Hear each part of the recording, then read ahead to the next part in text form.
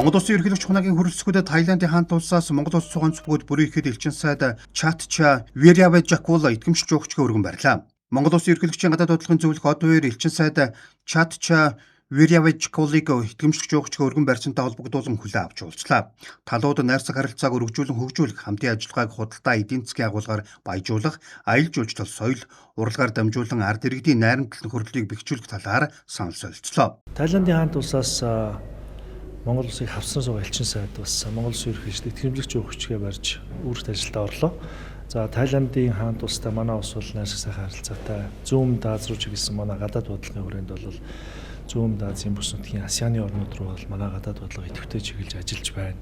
За энэ хүрээнд ч гэсэн Тайланд улсын элчин сайд бол идэвхтэй ажиллаж хоёр орны хооронд өндөр дээд түвшний айлчлалуудыг одоо Тайландын хаант улсын Тайландын хааны айлчлалыг Монгол улс руу бас зохион байгуулах, Монгол Улсын ерөнхийлөгчөөс илгээсэн одоо тэр урилгыг бас одоо бид нар мэдээж дахин сануулж дахин одоо урилгаа илэрхийлсэн, урьж байгаагаа илэрхийллээ. Мөн Монгол Улсын ерөнхийлөгчийг Тайландын хаан бас Тайланд руу ажиллахыг одоо төрийн ажиллахыг өрсөн тухай бол элчин сайд нь бас дурдлаа.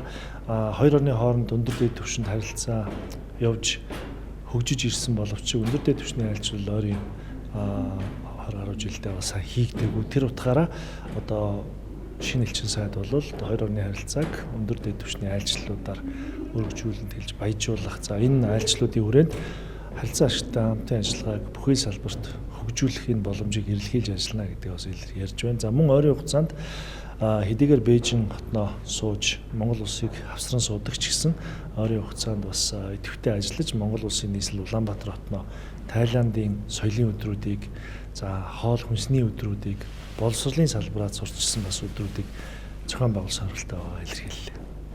Элчин сайд уламжлалтай найрсаг харилцааг өргөжүүлэн хөгжүүлэхийн төлөө идэвх зүтгэлтэй ажиллахаан илэрхийллээ. Тайландын хаант улс нь манай улсын зүүнүүд Аз дахь чухал түнш ASEAN-ы гишүүн орны нэг. Монгол улс Тайландын хаант улс 1974 оны 3 дугаар сарын 5-ны өдөр дипломат харилцаа тогтоосон юм а.